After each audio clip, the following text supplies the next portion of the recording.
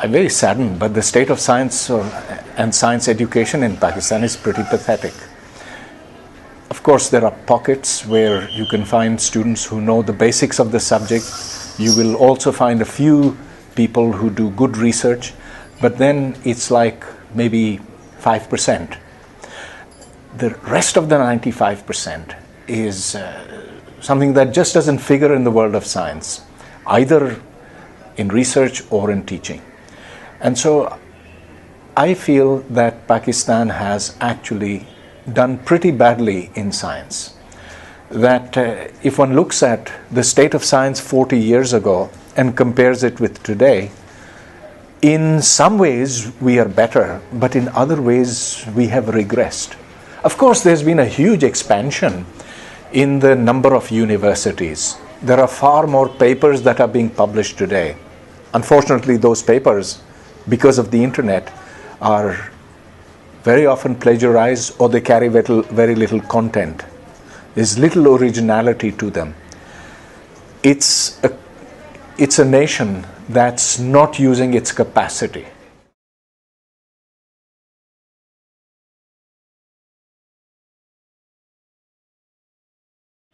In the 1970s, I'd say that things were looking very positive for Pakistan as a society, not just in science, but in terms of education, in terms of culture, in terms of a feeling that we are moving towards becoming a better society. It was General Ziaul Haq who began the trend the other way. The strict laws, the kinds of policies that he implemented, the rising role of religion in matters of the state, in matters of society, those have been instrumental in causing Pakistan to seek salvation in the past, to look back to some hypothetical golden era. Now, it has been to the detriment of modernity. The rest of the world is moving forward, or I should say much of the rest of the world is moving forward. But as long as our goals are in the past, we can't really expect to move forward.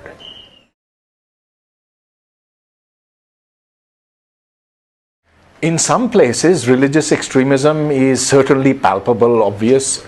After all, there are something like 1,800 schools which have been blown up by the Taliban.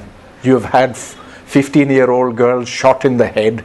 You have in a substantial part of the country girls who are forced into burqa.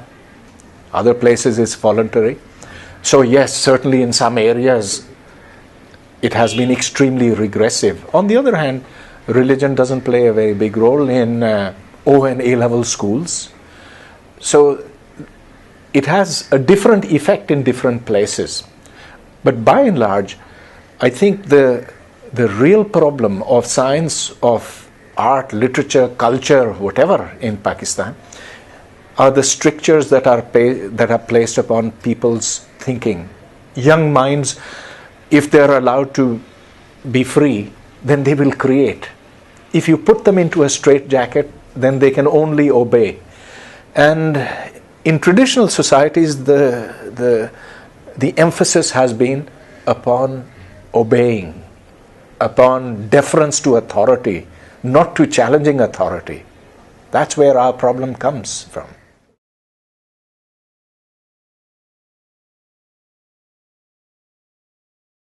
Look, I think that the bomb is immoral, whether it is in the hands of the United States or Israel, India or Pakistan, North Korea, Iran, etc., etc. The bomb kills on a mass scale. It kills indiscriminately. It kills in a way that's indescribably cruel. I mean, those people who die in the explosion are the fortunate ones. The ones who will die weeks and months and years later, they will die slow, painful deaths stretching over a very long time. To eliminate these weapons is absolutely necessary for the survival of humanity. But now coming specifically to the South Asian situation, well, I think India did a very bad thing by starting the nuclear race on the subcontinent. We did a bad thing in following India into that. But for heaven's sakes, now that they have the bomb and enough of them to destroy us, and we have enough bombs to destroy them, let's stop it right here.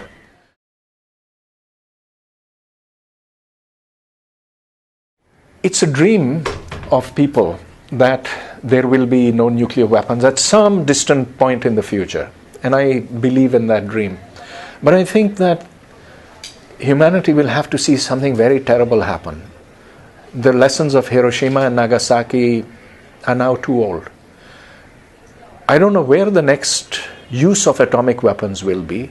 Will it be by North Korea against South Korea? Will it be by India or Pakistan against each other?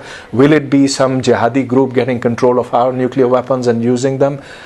Will it be the United States bombing Iran or Israel bombing Iran? I don't know. But something big has to happen, and then we humans will ultimately have to come to our senses.